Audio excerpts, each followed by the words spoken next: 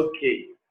Boa noite a todos e a todas. Hoje, dia 31/8/2020, estamos aqui mais uma vez reunidos com a nossa querida e competente professora Isabela Oliveira, que está dispondo aí do seu mais precioso tempo para compartilhar com todos nós os seus profundos ensinamentos.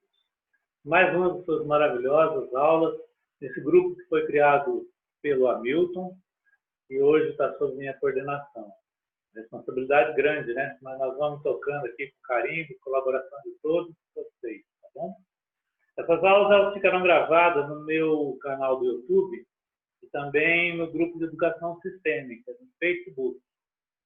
Foi criado um grupo no Telegram aberto para todos que queiram participar, exclusivamente para compartilhar o que foi falado aqui nas aulas, algumas dúvidas, né, que nós queremos tirar. Fica aberta a perguntas, ficam lá. Sugestões também. Tá? Durante a semana, que surgirem alguma dúvida, a professora vai estar lá também, em seus momentos disponíveis, para tirar essas dúvidas. Aqui os microfones serão fechados. Quem quiser fazer pergunta ou comentário, alguma coisa, só levantar a mão, né? Ou colocar lá no chat. O livro que nós estamos lendo agora, Olhando para a Alma das Crianças, nós estamos na página 46, vamos começar agora no tópico Filha com Tendência Suicida. A leitura hoje vai ficar por parte da Maria, que manifestou com muito carinho. Tá? Professora, nós mais uma vez agradecemos aos seus pais pela sua presença entre nós. Seja bem-vinda, sinta-se abraçada, a palavra é toda sua. Obrigada. Eu vou começar fazendo como uma outra querida professora, a professora Lucilena Galvão, que diz assim, vou me esforçar para fazer jus às suas palavras, né? É isso que é a verdade, por a todos nós, né? E gostaria de dizer que eu estou muito feliz de poder continuar esse trabalho e certa vez a Sophie Hellinger disse para mim, não, certa vez não, muitas vezes ela disse para mim que é importante no trabalho da constelação familiar nós doarmos em primeiro lugar. Então, assim, para mim é a oportunidade de estar fazendo essa leitura comentada para vocês, é parte dessa obrigação que nós temos enquanto consteladores familiares de, em primeiro lugar, servir a vida por gratidão por tudo que nós recebemos, né, deste caminho, desses ensinamentos e, por consequência disso, toda a nossa ancestralidade, nossos pais, nossos filhos, nossos companheiros, amigos, né? Esse compromisso que a gente assume dentro desse caminho, que é um mesmo, por assim dizer, caminho que todos nós percorremos ao longo das nossas vidas, né? Partindo da compreensão hellingeriana de que a vida é eterna e são muitas vidas, e então é uma oportunidade muito boa poder estar aqui com vocês. Gostaria de agradecer especialmente a quem está aqui presente, a Maria, que vai ler, Mariane, Luana, Juscelia, Cláudia, Marco, Mel, Luana, Maite, Gabriel, Luiz, Luzia, Lia, Marina, Renata, Patrícia, Josimara, Jandira, Cíntia, todos vocês que estão aqui hoje. Então, vamos seguir com a nossa leitura. Muito obrigada, Maria, pela leitura de hoje e a todos aí da organização. Eu que agradeço. Vou começar, então. Bom, filha com tendências suicidas. Hellinger. Vocês estão me ouvindo bem? Sim? Tá. Hellinger. Ao meu lado está uma família de Berlim. Os pais são poloneses. Vieram por causa da filha. Entretanto, não trabalharei com a filha. Trabalharei primeiro com a mãe. Depois vou ver. Já falei com ela antes. Ela me contou algumas coisas. Existe um santo famoso chamado Vicente de Paulo. Ele fundou a Caritas e ajudou muita gente. Uma vez, disse a um amigo, se alguém quiser lhe ajudar, tome cuidado. Muitas vezes, enfraquecemos uma pessoa quando queremos ajudá-la. Sua filha é uma menina forte, já percebi isso. Ela é teimosa. Ok, vamos deixá-la por enquanto. Trabalharei com a mãe. Ela me disse que 2 tios lutaram contra os comunistas. Dizem que eles mataram um homem e foram executados depois. A pergunta é: quem a sua filha está copiando? A imagem que tenho é o homem assassinado pelos tios. Vou checar isso agora. Precisamos de 2 representantes para os tios. Irei colocá-los aqui. Primeiro, não farei nada e verei o que acontece. Os representantes dos assassinos olharam para o chão e se inclinaram para trás como se quisessem ir embora. Hellinger escolhe mais um homem e coloca deitado de costas em frente aos 2 assassinos. Os representantes dos assassinos ficam inquietos e são atraídos para o homem assassinado. Um deles se ajoelha, sem chegar mais perto, e continua olhando para o chão. O outro olha demoradamente para o rosto do homem assassinado e se ajoelha junto a ele. Após um instante, Hellinger escolhe uma representante para a filha e a posiciona junto aos outros.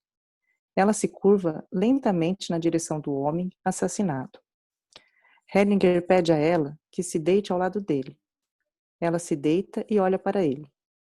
O segundo assassino se deita junto ao assassinado.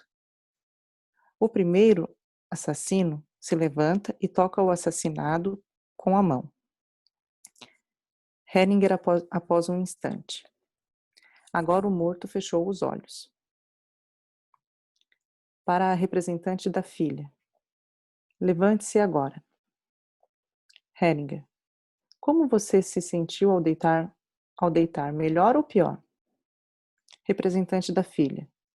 Melhor. Eu queria olhar para o assassinado. Mas ele não olhou para mim. Hellinger.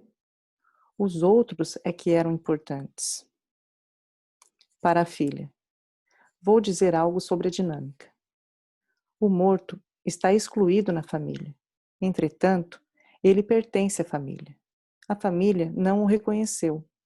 E por isso, você tem tendências suicidas. Você diz internamente: eu vou morrer em seu lugar. É essa a dinâmica. O que me diz sobre isso? Filha. Eu não acho que queira morrer no lugar da minha mãe, mas o mundo não me agrada. Esse é o motivo. Hellinger para a representante da filha.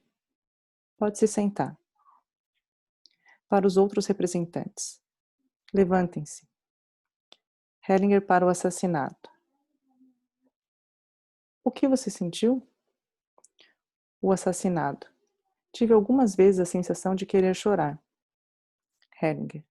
Exato, é isso mesmo. Eles lhe mataram e ninguém olhou para você. Nenhum deles olhou para você. Você sentiu isso, certo? Você sentiu isso certo. Você fez isso bem desde o começo. Nesse tipo de constelação, os representantes se sentem como as pessoas de verdade. É esse o segredo aqui. Hellinger para um dos assassinos. Como você se sentiu? Primeiro assassino. Frio. Estava duro e frio. Hellinger para o grupo. Ele ainda não está redimido. Ainda não dá para fazer nada com ele. Hellinger para o segundo assassino. E você? O segundo assassino. Estava tremendo muito no começo, mas tinha de olhar para ele o tempo todo. Também queria ir em sua direção, mas tive a sensação de estar com blocos de cimentos presos aos pés. Consegui ir em sua direção bem devagar e quando ele me olhou, me acalmei bastante. Porém, quando me curvei sobre ele e ele desviou o olhar, a sensação de desamparo voltou. Quando a mulher veio, concentrei-me nela. Aí, voltei a me acalmar. Hellinger. Ao fazê-lo, embora sem direito, a filha retirou isso dele. Hellinger posiciona o primeiro assassino atrás do segundo. Ele coloca o assassinado à direita do segundo assassino. Posiciona a filha com as costas viradas para o assassinado e o segundo assassino e pede a eles que se apoiem nela. Hellinger para a filha. Feche os olhos. Para o assassinado e o segundo assassino. Coloque a mão sobre os ombros dela. Para a filha. Deixe a energia dos assassinos e do assassinado fluir em você, formando uma unidade. Feche os olhos e tome o tempo que precisar. Para o grupo. Vocês podem ver que ela se identificou com a vítima. A inclinação da cabeça mostra isso. Ela precisa tomar os assassinos como pessoas em sua alma, a vítima e os assassinos. Para a filha. Respire fundo com a boca aberta. Assim ficará mais fácil para você. Para os representantes dos assassinos e do assassinado. Enquanto isso, olhem uns para os outros. Isso irá ajudá-la. O fato de os assassinos terem lugar no coração da vítima e da vítima ter lugar no coração dos assassinos de pessoa para pessoa. Hellinger, após um instante para a filha. Vire-se agora para eles e os abrace, e vocês a abracem, e respirem fundo. Hellinger para os assassinos. Imaginem que o assassinado os abençoe, com todos os bons votos para que vocês fiquem bem. Hellinger após um instante para a filha. Afaste-se agora um pouco e olhe para eles. Olhe para eles e curve-se lentamente. Agora olhe para eles e diga: todos vocês têm um lugar em minha alma. Filha. Todos vocês têm um lugar em minha alma. Hellinger. Olhe para eles. Filha. Todos vocês têm um lugar em minha alma. Hellinger, após um instante para a vítima. Como você está se sentindo? O assassinado. Bem. Hellinger para a filha. Agora você pode se virar para o outro lado. Ela se vira e olha para frente. Hellinger. Você sabe o que há na frente? Filha. Não. Hellinger. A vida. A vida em frente. À sua frente está a vida. Dê um passo para frente. Mais um. Mais um. Ela abaixa a cabeça. Hellinger a segura pelo pescoço e endireita sua cabeça. Ele a segura assim por muito tempo. Hellinger, provavelmente a vítima foi enforcada. Para a filha. Agora você pode retirar suavemente a cabeça do laço e olhar para frente. Ok, vou deixar assim. Obrigado a todos. Ok, vamos recolher então os nossos aprendizados, né, dessa parte da leitura, porque ele está nos falando aqui de como acontece a dinâmica do suicídio, né? Vocês observem a primeira coisa, ele trabalha com a menina no primeiro momento? Não, ele não trabalha com a menina. Ele vai trabalhar com a mãe. E isso ele não está acontecendo apenas no trabalho aqui com o filho suicida, mas, por exemplo, um caso típico, onde a gente trabalha com a mãe e muitas vezes não trabalha com o filho de jeito nenhum, é no caso da psicose, da esquizofrenia, que foi um trabalho que ao longo da vida do Bert Hellinger ele foi evoluindo. No final da vida dele, ele fazia o trabalho apenas com a mãe, sequer fazia com a própria pessoa, né? Aí ele coloca para nós uma coisa muito importante, que é o seguinte: qual é a pergunta crucial? A quem a sua filha está copiando? Porque quando uma pessoa quer se suicidar, ela não está fazendo isso de um modo geral por algo que aconteceu na vida dela. É uma outra força, que é essa força que vem da consciência do grupo, da consciência coletiva, que é sentida como uma pressão, como um instinto, como um eu tenho que, né? Que não é percebido conscientemente, é uma pressão. né? E aí ele mostra, né, as muitas dinâmicas que estão nos assassinatos, uma delas, no caso dessa menina, é esse o caso, né? E ele faz um trabalho que é muito ilustrativo de como a gente pode trabalhar com a constelação familiar, né? Vocês já sabem. A primeira coisa é reconhecer o que é. Esse é sempre o nosso ponto de partida, que ela quer morrer, e se ela quer morrer, então se deita junto com os mortos. E a coisa que é importante em relação a uma constelação familiar é que ela para o representante, para as pessoas que estão participando, né, ela é uma experiência multissensorial. Então, quando a pessoa se deita ali, ela vai experimentar várias sensações. Por que que acontece isso com essa menina? Porque a família não havia dado um lugar a esse assassinato. Ou seja, aconteceu, por exemplo. Ninguém fala mais nisso ou tem uma outra ideia sobre isso, né? Então, ele fala muito sobre essa questão do assassinato e, nesse caso, ele leva a menina a se deitar, aí a ter esse contato com essa experiência, ou seja, abraçar, se deitar, fechar os olhos, né? E ir dando nesse processo um lugar a tudo e a todos na alma, até que no final ele leva a menina para frente, ou seja, para a vida, para algo além. Então, é um belo exemplo não só da dinâmica que está por trás do suicídio, mas de como trabalhar com as constelações familiares. É isso. Posso continuar a leitura? Por favor, se não tiver nenhum comentário, eu não estou aqui com bate-papo, aí o Geraldo cuida. Obrigada. Acho que eu vou continuar então. Crianças adotadas. Henninger para Viola. Agora continuarei trabalhando com você. Posso? Ok. Você já viu o bastante para acreditar que eu sempre lido cuidadosamente com tudo. Henninger coloca representantes para os seus pais. Para Viola. Feche os olhos. Após um instante, abra os olhos. Diga à sua mãe. Mamãe, eu deixo você partir. Viola. Mamãe, eu deixo você partir. Henninger. Agora eu deixo você partir. Viola. Agora eu deixo você partir. Henninger. Você se desfez de mim para sempre. Viola. Você se desfez de mim para sempre. Henninger. Agora concordo com isso. Viola. Agora concordo com isso. Henninger. Agora renuncio a você para sempre. Viola.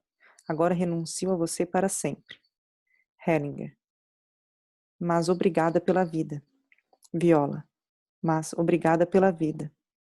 Henninger. Obrigada por ter me tocado. Viola. Obrigada por ter me tocado. Henninger.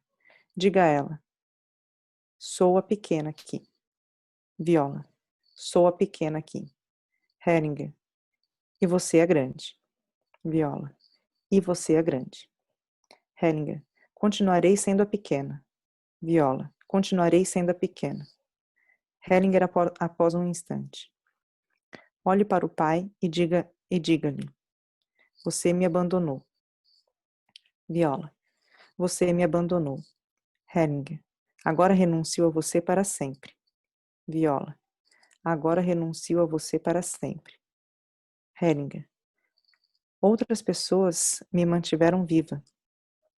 Viola. Outras pessoas me mantiveram viva. Henninger. Agora volto-me para elas. Viola. Agora volto-me para elas. Henninger. Mas obrigada pela vida. Viola. Mas obrigada pela vida. Henninger. Obrigada por ter me tocado. Viola. Obrigada por ter me tocado. Henninger após um instante. Como se sente? Viola. Melhor.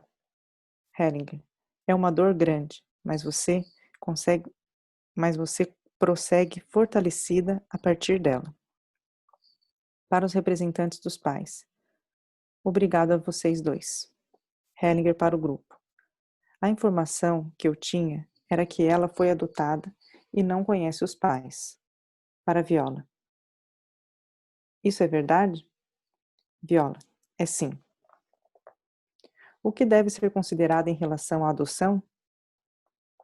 Hellinger.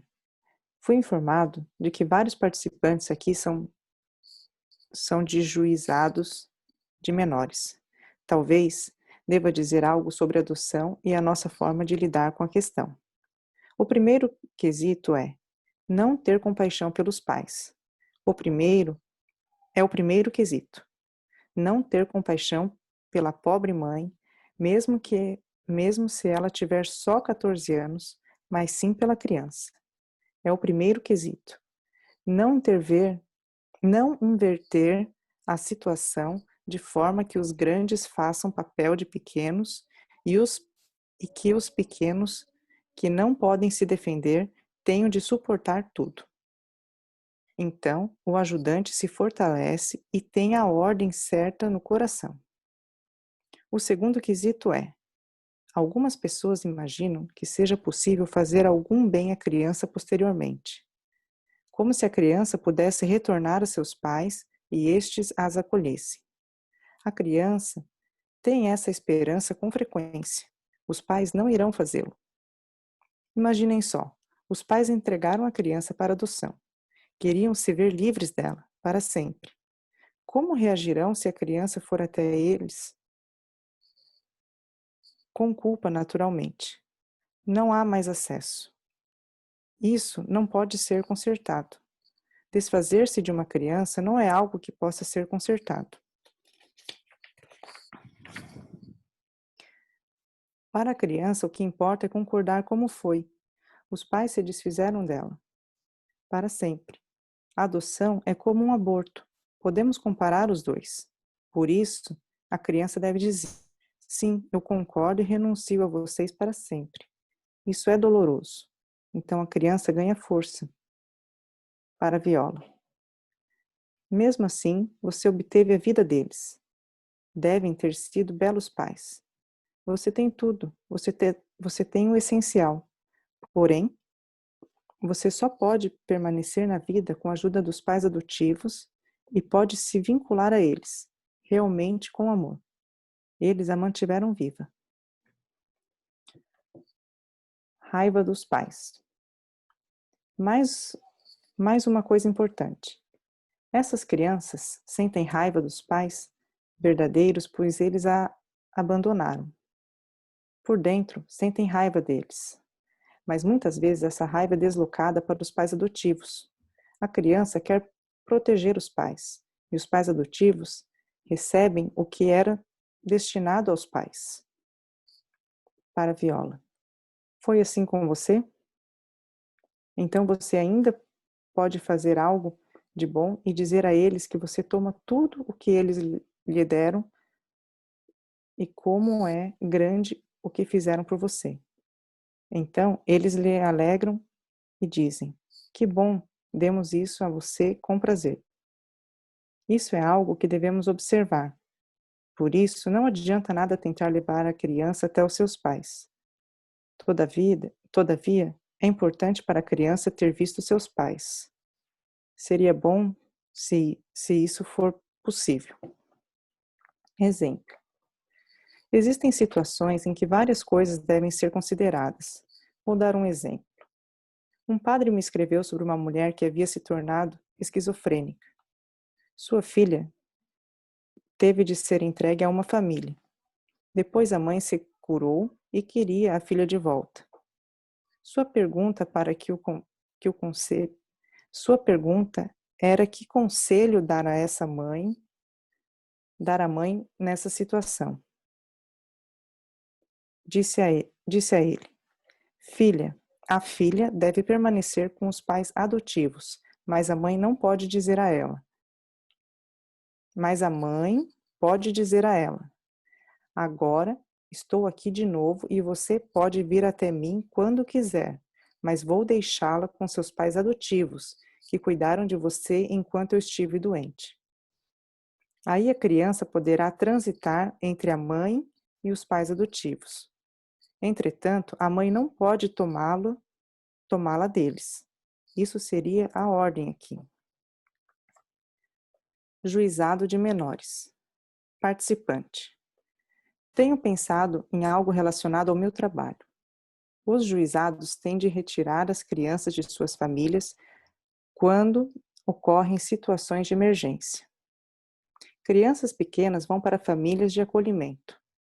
Geralmente, trata-se primeiro de um acolhimento provisório. Muitas vezes, não é possível motivar os pais para continuar lutando após a criança ter ido embora. A mesma coisa seria aplicável aqui neste caso? Hellinger. Sim. Participante. Isso significa que a situação não, se a situação não melhorar dentro de alguns meses, deveríamos procurar a família definitiva? Hellinger. Sim. Uma vez trabalhei com um caso assim. Dei um curso para mães de vilas infantis. Uma dessas mães havia sido entregue para adoção quando criança. Tinha em seu grupo uma criança que havia sido entregue pela mãe na vila infantil. Agora, a mãe queria pegar a criança de volta. A pergunta era, qual seria a solução boa aqui?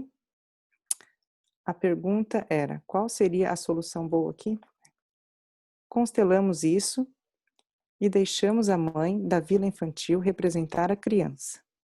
De um lado estava a mãe da vila infantil e do outro uma representante da mãe biológica. A criança ficou no meio. Houve uma briga tremenda na alma da criança, para um lado ou para o outro. Ela ficou dividida por um longo tempo.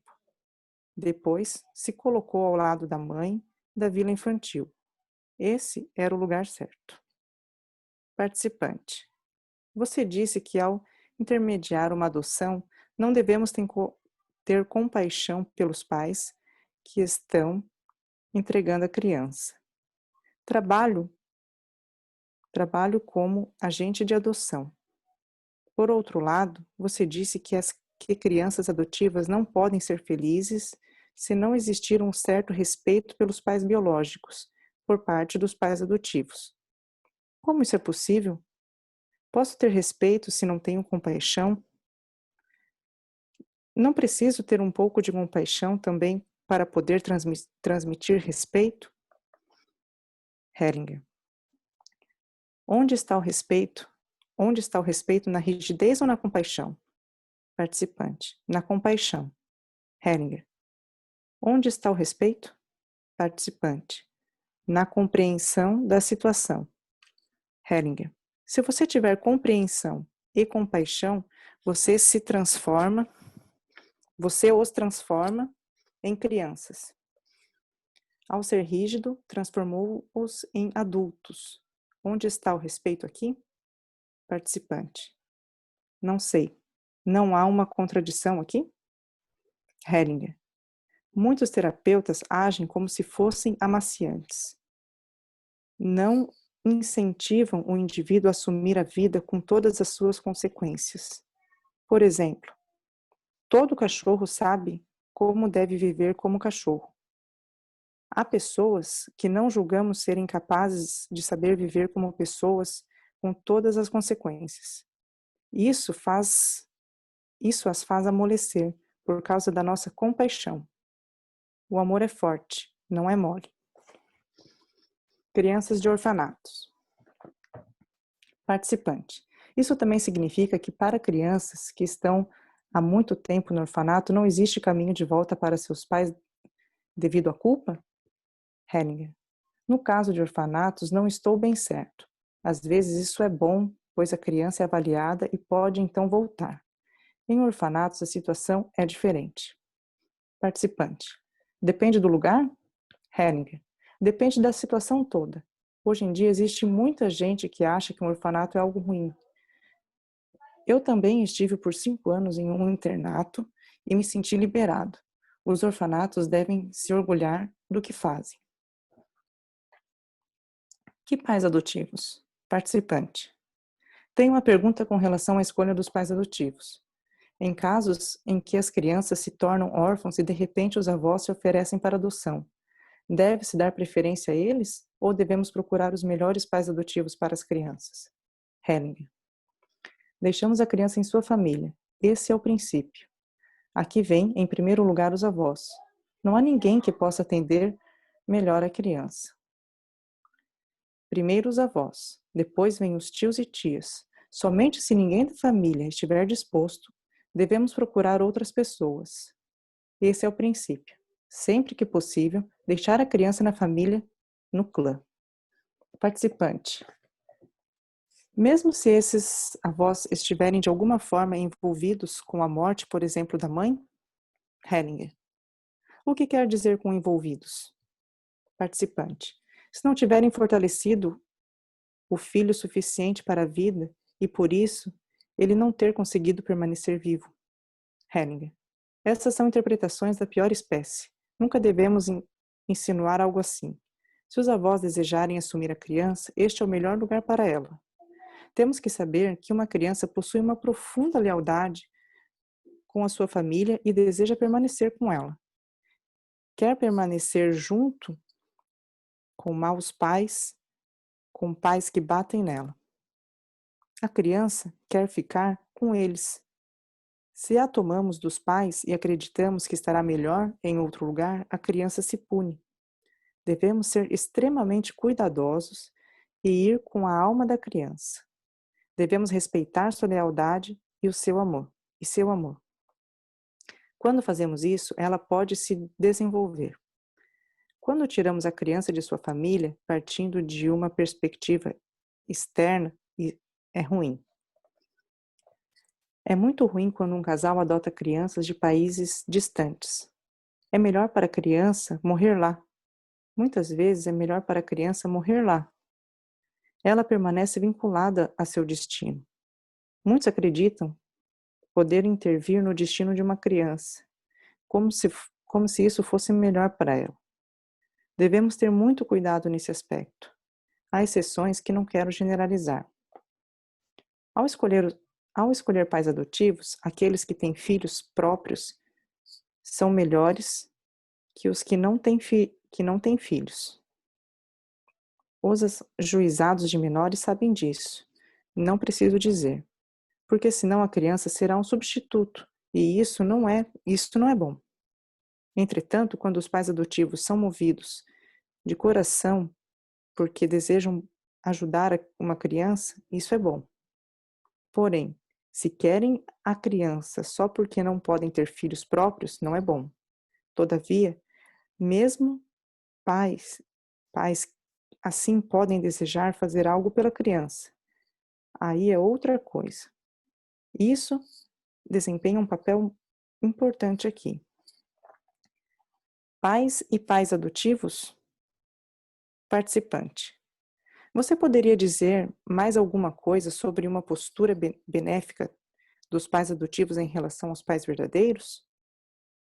Hellinger. Os pais adotivos devem ser como substitutos dos pais biológicos. Devem respeitá-los. Somente ao respeitar os pais, podem respeitar a criança. Devem amar os pais da forma como são. Então, podem amar também a criança.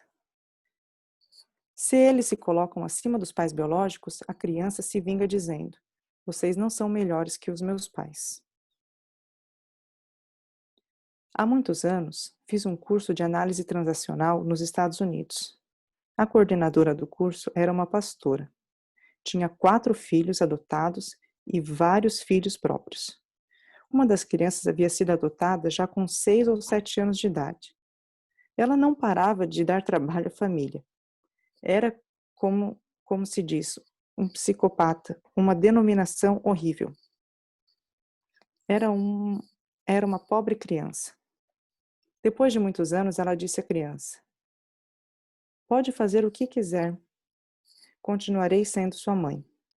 Aí a criança desabou e disse: mamãe, durante muito tempo eu quis que você se tornasse como minha mãe. Agora eu desisto. A mãe dele era esquizofrênica. Eis a intensidade da lealdade dessas crianças. Tudo de bom para você e mande lembranças minhas aos seus pais adotivos. Ok. Bela aula sobre a adoção, né? Sobre as crianças adotadas, um tema que, como vocês sabem, Bert Hellinger também foi trabalhando uma e outra vez ao longo da sua vida e trazendo compreensões às vezes novas, né? Mas aqui ele nos dá uma receita de bolo que na verdade não é uma receita de bolo no sentido de que vocês devam repetir essas frases, mas essas frases nos revelam o que é mais essencial no trabalho com crianças adotadas, né? Então, quando a criança fala, mamãe, eu deixo você partir, o que acontece? Ela precisa, a criança, se despedir dos seus pais biológicos, né, para sempre, mas ao mesmo tempo sendo capaz de dizer obrigada pela vida e também sendo capaz, né, da gratidão e também de se colocar no seu lugar de pequena em relação a esses pais, para que ela possa conseguir olhar para os pais adotivos, né? Então ela tem que, de uma certa maneira, tomar os pais biológicos e se despedir dos pais biológicos, renunciar aos pais biológicos, entrar em contato com essa dor, que é um luto muito profundo, né? Que é uma perda, mas vocês imaginam, é como se você perdesse em vida, porque muitas vezes esses pais estão aqui. E é engraçado que, nesse caso, agora eu me lembrei de uma história que a professora Angélica falou de um mexicano que não conhecia o seu pai, ele era do exército, alguma coisa assim, e ele descobriu que o pai dele também era do exército. Ele chegou um dia, tocou na campainha do pai, fez uma continência para o pai, se apresentou e foi embora. E nunca mais voltou para o pai. Ou seja, teve o reconhecimento e teve a despedida, né? E depois, Bert Hellinger nos leva para aquilo que deve ser considerado na adoção. É claro que existem outros aspectos, ele não vai tratar de todos nesse exemplo, mas ele dá o mais básico. E ele fala, o princípio é não ter compaixão pelos pais, biológicos no caso, né? A Sofia às vezes falava assim, não tem nem outros pais, né? São os pais.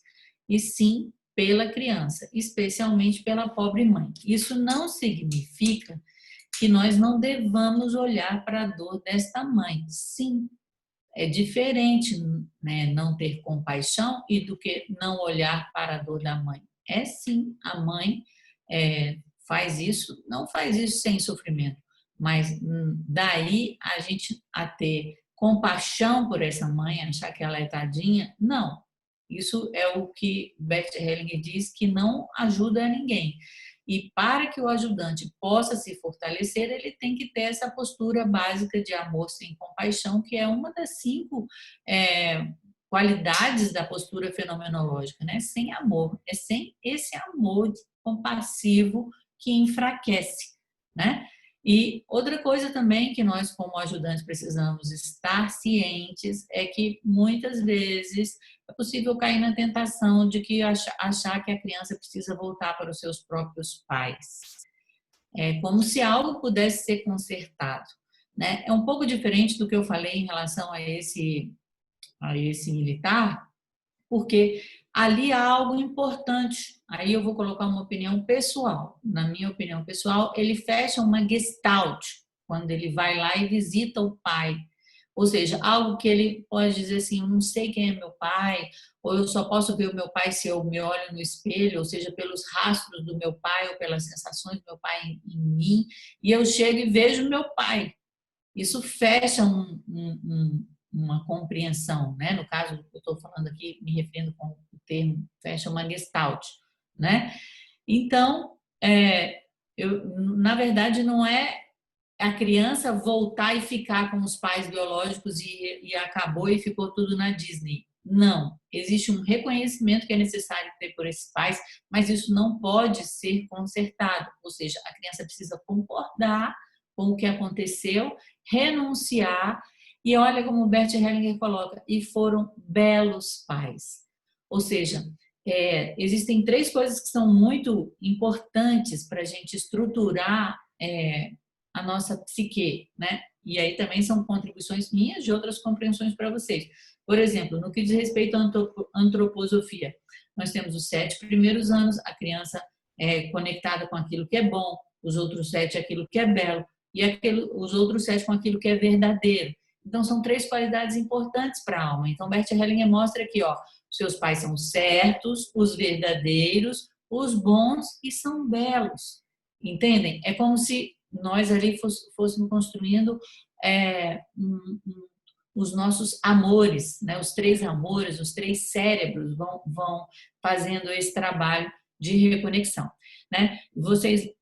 Bert Hellinger também fala que é muito importante tudo isso em relação aos pais biológicos, para quê? Para que essa criança ela possa manter viva ou conseguir tomar os pais adotivos, porque os pais adotivos fizeram tanta coisa para essa criança que ela tem que ter lugar para todos eles no coração, né? E o que acontece? Muitas vezes, quando esse processo não se completa, a criança sente raiva dos pais biológicos e às vezes essa raiva ela é transferida para os pais adotivos, né? E se você se mete no meio como ajudante de levar essas crianças para os pais biológicos, aí piorou ainda mais a situação, né? E aí depois Bert Hellinger traz alguns exemplos práticos, né? A mãe que tem que deixar uma criança temporariamente por uma doença mental, como a esquizofrenia, né? Precisa mostrar para a criança quando ela já está bem novamente, que ela pode dizer, agora eu estou aqui, eu estou bem, mas tampouco pode tirar a criança desses pais que a acolheram, né? Depois o caso do juizado de menores, quando os filhos têm que ser retirados numa situação de emergência de uma família e a boa solução. Aí vem um outro princípio para uma adoção de sucesso, né? Que seria olhar para, primeiro, quem são as pessoas da família que podem ficar com essa criança. Bert Hellinger fala, em primeiro lugar, os avós, depois os tios, as tias, um outro princípio importante, né? E depois ele traz também exemplos muito interessantes com relação à compaixão, à compreensão e à rigidez, né? Interessante a resposta, porque a pessoa fala para ele, não, mas posso ter respeito sem compaixão? Aí ele fala, onde é que está o respeito? Na rigidez ou na compaixão? Aí a pessoa fala, olha, não, na compreensão. Até é bonito, né? O respeito está na compreensão. Mas essa não foi a resposta do Bert Hellinger. Nem na compreensão, nem na compaixão. O respeito está na rigidez, porque a rigidez, ela de uma certa maneira, transforma todos aqueles atores dessa situação, né, todas essas pessoas que estão envolvidas em adultos, e existe uma confiança na vida que flui por todas as pessoas que estão envolvidas numa situação tão trágica, né? E depois ele usa uma expressão muito interessante, que é a expressão de terapeutas amaciantes, né? Ou seja, o que é isso? É que você quer melhorar as situações, né? Ou seja, realmente não ajuda, porque também o terapeuta amaciante ele está partindo de um julgamento. Ele está partindo de algum julgamento de algo que ele acha que é duro, que precisa melhorar, que precisa amaciar, né? Bom, depois ele traz para nós um exemplo sobre os orfanatos, né? E é muito interessante que ele traz um exemplo pessoal. Ele morou 5 anos num orfanato, mas ele morou numa escola só para meninos, longe dos seus próprios pais, e ele sempre fala que foram os anos mais felizes da vida dele.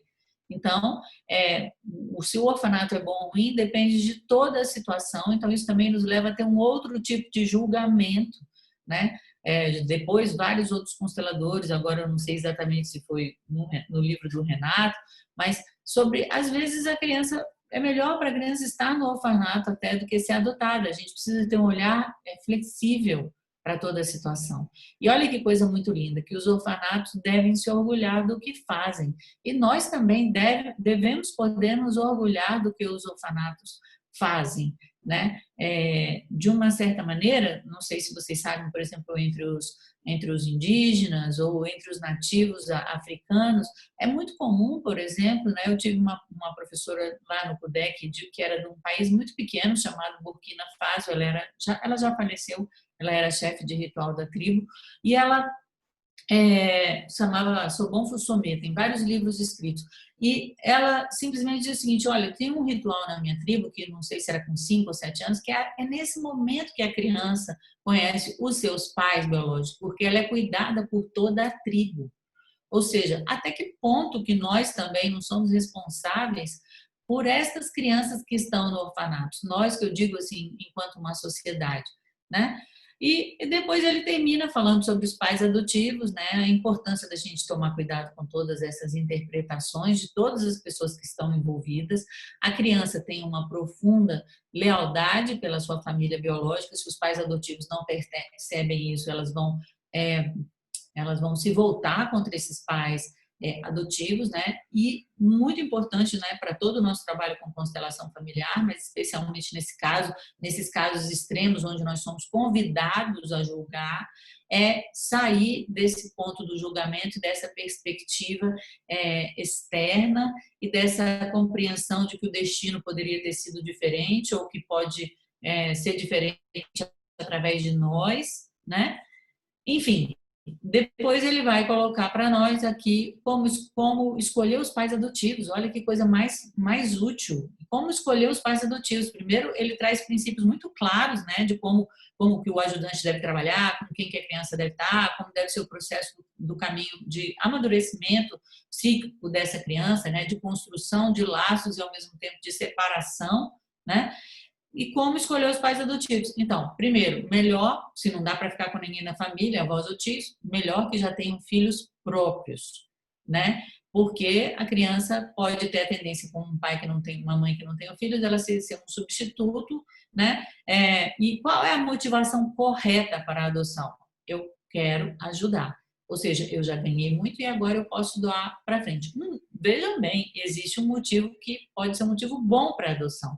E um motivo que não é legal para adoção é quando os pais não podem ter os próprios filhos e querem então realizar esse desejo tendo um filho de uma outra pessoa. E a importância, aí também, olha, já um outro braço do trabalho, por exemplo, que pode ser implementado dentro de um tribunal ou um trabalho de assistência social, é a construção da postura dos pais adotivos em relação aos pais verdadeiros. Ou seja, respeitar os pais verdadeiros, amar os pais verdadeiros, né? Porque no final das contas também existe uma dívida, uma gratidão muito grande pela oportunidade de cuidar desse filho, né? Cuidar desse filho como se fossem pais, mas não sendo pais e respeitando os pais biológicos, né? Não se colocando jamais acima da criança. Então, essas são as minhas considerações. Alguém tem alguma pergunta, algum comentário?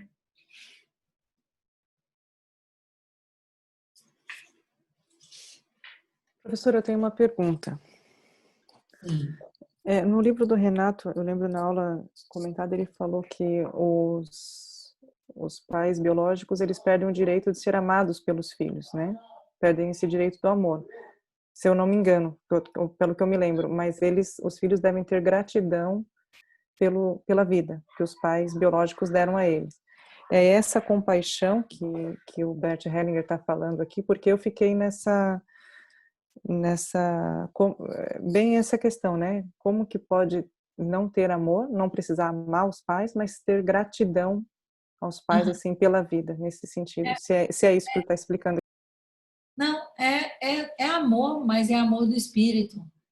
Assim, os pais perdem esse direito, mas os filhos não. Os filhos, pelo contrário, podem amar o quanto quiserem os seus pais. Não tem nenhum problema. Podem e devem amar seus pais biológicos. Por que não? A única coisa que eles têm que amar, mas ao mesmo tempo renunciar a eles. Então, eles amam, eles agradecem, entendeu? É nesse amor espiritual que vai além daquela pessoa, que vai além das condições que tiveram durante a vida, e compreende como um fluxo infinito, né? Então, o que eu vejo é que os filhos podem amar. Agora, os pais têm que entender que eles perderam esse direito. Agora, os filhos só têm a ganhar. E nós, quando podemos enxergar isso, podemos permitir que isso aconteça. Porque vocês sabem que o nosso trabalho como constelador familiar, em primeiro lugar, a gente faz no nosso coração. no nosso coração. Então, assim, não é ter compaixão desses pais e falar assim, não, tadinho deles.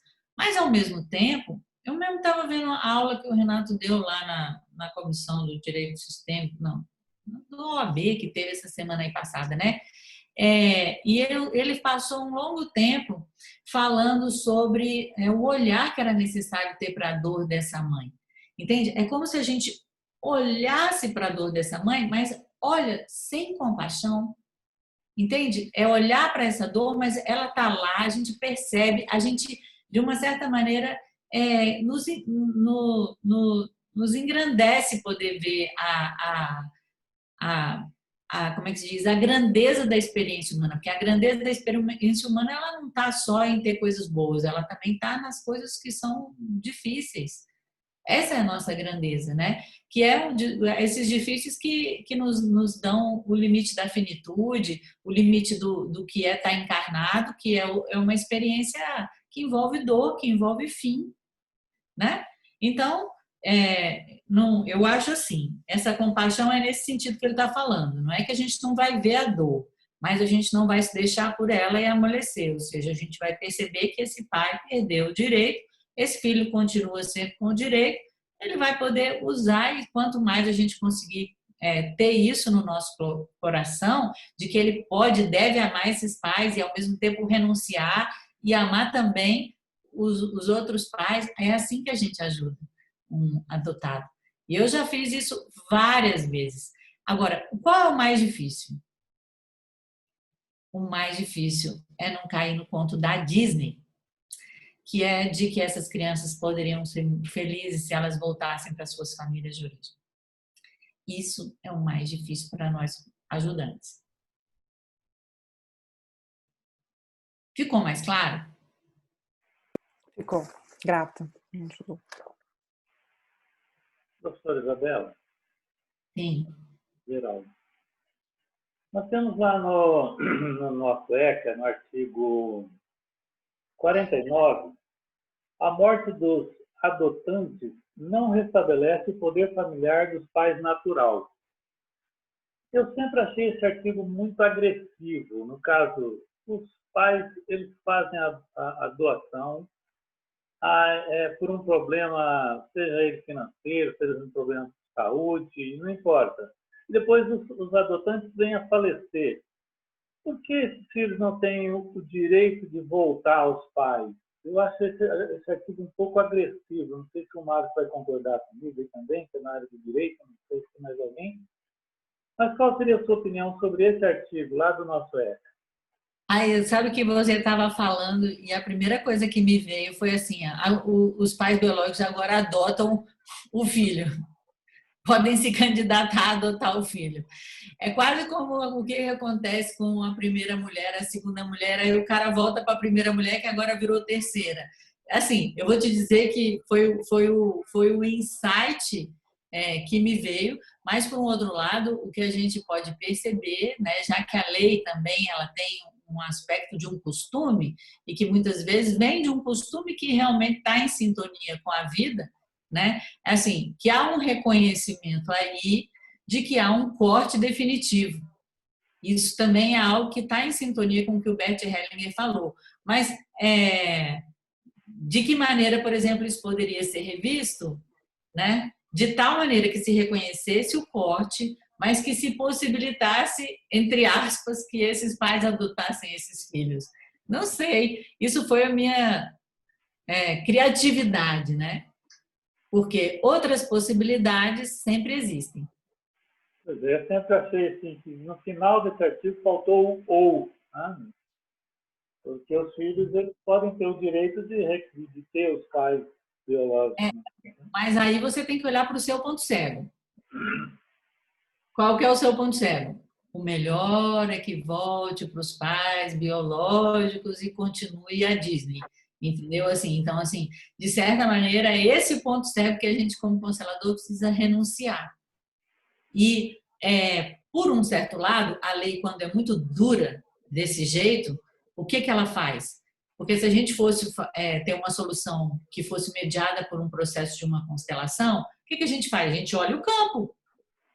Entende? Então, assim, não estou querendo dizer que o campo agora deve ser o definidor da legislação. Não é dessa maneira. Porque a gente poderia cair num subjetivismo que não condiz com a necessidade. A lei pode permanecer tendo limites claros e pode permanecer tendo limites bem estabelecidos, mas o nosso trabalho muitas vezes é de conduzir, só de conduzir a que se enxergue outras possibilidades e todas as pessoas que estão e o que aconteceu, pode acontecer um movimento que nós não temos controle sobre ele. Nós não precisamos dizer volta ou não para os seus pais. A pessoa, a criança pode querer voltar, os pais podem querer fazer esse movimento, entende? Mas o que a gente precisa? Fazer o caminho fenomenológico do conhecimento, que é a compreensão pela renúncia.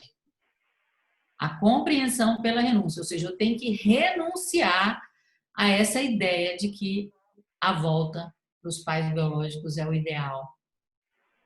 Mesmo que seja um pontinho. Tá bom? Professor Isabel, só um minutinho. Já você pode ler de novo o artigo aí, por favor? A morte dos adotantes não restabelece o poder familiar dos pais naturais.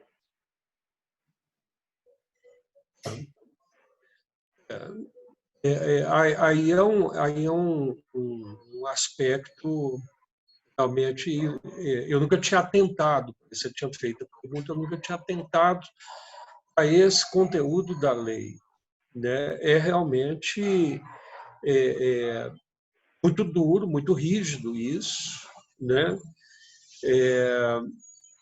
E em caso concreto, né? Por exemplo, eu tenho uma situação na minha profissão, uma amiga minha, mãe de 2 filhos, um de cada pai, morreu. Ela morreu assim, 30 dias. Os filhos foram para os pais. E depois, um dos pais não ficou com o filho e o devolveu para um orfanato. Quer dizer, um dos filhos, logo quando ela morreu, ele foi para um orfanato. Aí esse pai biológico pegou o filho, não se adaptou, esse filho não se adaptou ao pai biológico, preferiu voltar para o orfanato. E eu sou advogado dos 2 filhos dessa minha amiga, cuidando do inventário. E achei muito interessante essa questão que o Bert coloca, de não querer amenizar. Porque a gente, ainda mais que era uma amiga muito querida, eu conhecia os filhos dela, né? E no enterro dela, uma cena linda, foi o mais velho carregando o mais novo, abraçando e dizendo: eu nunca vou te abandonar. Então, eu senti muita força nessa cena, muita força desse filho dela mais velho, e que hoje ele está no orfanato, de vez em quando o visitamos, até para tratar das questões do inventário, mas ele tem muita força ao estar no orfanato, né? E eu achei interessante. Eu, em momento algum, eu tentei terapeutizar a situação.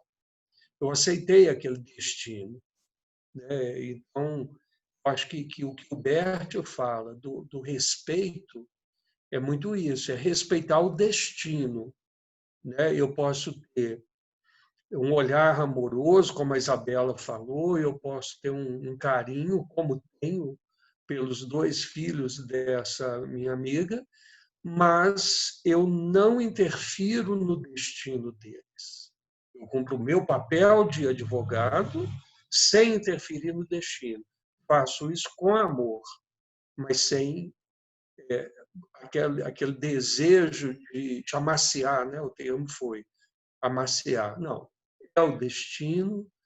No que eu puder ajudar, no meu dever, que esse destino fique menos doloroso, o farei, mas sem nenhuma intenção. Aqui tem uma pergunta, só para terminar a aula, da Renata. Primeiro, a Thaísa falou na série This Is Us, o filho adotivo faz isso com seu pai biológico, né? E aí a Renata coloca uma pergunta, professora Isabela, qual a dinâmica que se estabelece quando, apesar da adoção, a criança mantém vínculo, contato com os pais biológicos? Conheci uma situação em que a criança fazia até visitas mensais para a casa dos pais biológicos. Olha, sinceramente, não tem regra, sabe? A gente tem que deixar que a vida seja como ela é. E aí, em vez de enquadrar ela não, Bert Hellinger disse assim, então agora é assim. Não, cada situação é uma situação. Tá funcionando? Tá bom. A adoção, e também se não estiver funcionando, também tá bom, não é assim? A adoção é um vínculo que não se desfaz, por isso a criança adotada vai ser sucessora dos pais adotivos, não se restabelecendo o status quo. Agora, Marina, a adoção é um vínculo que não se desfaz. Sim, entendi. Ou seja, a criança vai continuar sendo filha dos pais adotivos, não vai restabelecer os vínculos anteriores. Pois é, nesse sentido existe uma sintonia entre o direito e o que o Bert Hellinger diz, apesar de que o que nós estamos vendo é que também a lei não pode ser tão rígida quando, por exemplo, uma criança quiser voltar e ter um convívio com seu pai biológico ou mãe biológica. Então, eu queria agradecer muito a todos vocês, mais uma vez, pela presença, a Maria pela leitura, Geraldo e Marco pela organização, e a gente segue na semana que vem. Eu queria dar uma dica. Assim, eu tenho usado muito o mapa mental para estruturar as ideias. Então, eu sugeriria a vocês que estão na frente de um computador, né? Claro que tem gente que prefere escrever, mas as ferramentas de construção de mapa mental são muito úteis para o estudo, tá bom? Então, tudo de bom. Tchau. Obrigado a todas por manter esse campo sempre em alta. Agradecemos mais uma vez a professora Isabela Oliveira, agradecendo a todos mesmo de coração. E contamos com a presença de todos até a próxima segunda-feira, no mesmo horário. Boa noite a todos. Tchau, boa noite.